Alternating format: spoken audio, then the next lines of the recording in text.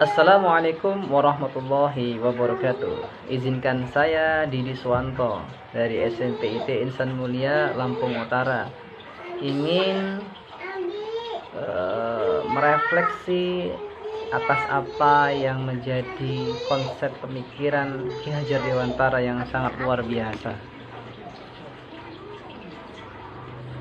Kurang lebih ada beberapa hal yang kemudian saya dapat dari proses pemikiran Ki Hajar Dewantara. Yang pertama, yang jelas sebuah sumbu peradaban itu tidak terlepas dari namanya sebuah pendidikan. Jadi antara kedua hal ini memang sangat luar biasa, kaitannya erat, bahkan tidak bisa dipisahkan antara satu dengan yang lainnya. Karena begitu pentingnya sebuah pendidikan bagi sebuah peradaban, khususnya di peradaban di Indonesia. Bagaimanakah sekiranya dulu para pahlawan-pahlawan kita ini adalah orang-orang yang tidak berpendidikan, gitu ya. Makanya dulu para penjajah itu hanya memberikan makan, tidak memberikan akses pendidikan ke seluruh masyarakat. Mereka hanya memberikan akses makan. Namun ada segelintir orang yang kemudian dengan pemikiran yang luar biasa, termasuk Ki Hajar Dewantara yang tergugah karena ingin menjadikan Indonesia ini memiliki peradaban yang luar biasa, maka beliau meskipun dengan segala tantangan yang diterima, bahkan diasingkan ke Belanda, beliau sampai menggunakan atau membuat sebuah studi atau sebuah lembaga pendidikan yang kemudian kita kenal hari ini dengan Taman Siswa. Nah, ini begitu pentingnya pendidikan dalam peradaban. Dari hal seperti itu, maka kemudian lahirlah gerakan-gerakan lainnya yang kemudian menjadikan Indonesia ini bangkit. Ada perubahan yang awalnya mungkin hanya dalam tanda kutip dipaksa oleh orang-orang Belanda untuk A, B, B. Maka kemudian setelah ada pendidikan, maka kemudian dia atau orang-orang Indonesia menjadi berpikir, oh ternyata kita hari ini, kita selama ini sedang dijajah dan kemudian kita harus melawan karena hari ini milik kita sedang dirampas, tanah kita sedang dirampas. Nah, ini pentingnya pendidikan bagi sebuah peradaban. Dan tentunya yang kedua, adanya pendidikan itu insya Allah juga kalau tidak diimbangi dengan atau tidak diikuti dengan perubahan, dia hanya akan stagnasi atau diam saja, gitu ya, dan tidak akan dinamis. Dan sesuatu yang tidak dinamis itu pastinya tidak akan baik, gitu ya, tidak akan baik.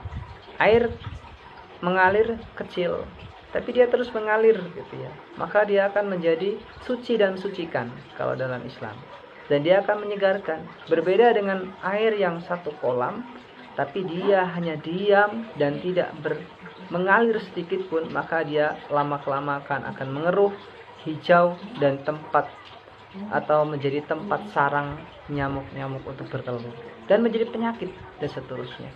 Nah, konsep pemikiran dari Ki Hajar Dewantara ini sangat luar biasa tentunya bagi pendidik yang hari ini sebagai pelaku utama, gitu ya, dalam menyongsong peradaban Indonesia ke depannya. Tentunya hal ini menjadi refleksi bagi saya sendiri bahwasanya oh ternyata cita-cita yang diinginkan oleh Ki Hajar Dewantara itu begitu luar biasanya. Tidak hanya sebagai nilai-nilai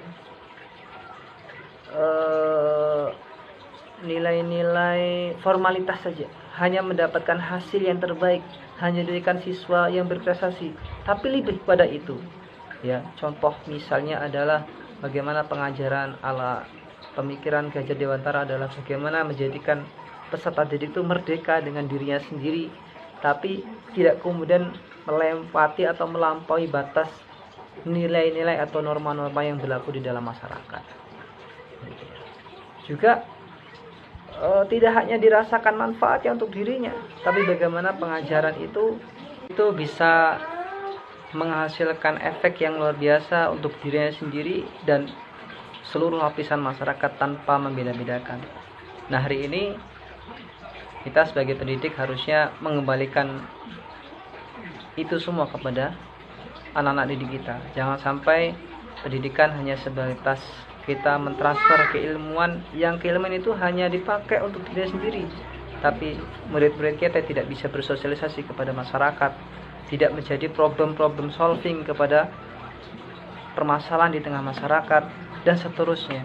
Sehingga ketika para siswa kita sudah bisa merasakan manfaatnya untuk diri sendiri terkhusus, dan bisa menjabarkan atau mendiaspora kepada masyarakat, mendiasporakan kepada masyarakat, insya Allah peradaban yang kemudian diharapkan oleh Ki Hajar Dewantara bisa terlaksana dengan maksimal. Mungkin itu saja yang dapat saya sampaikan. Akhir kalam, assalamualaikum warahmatullahi wabarakatuh.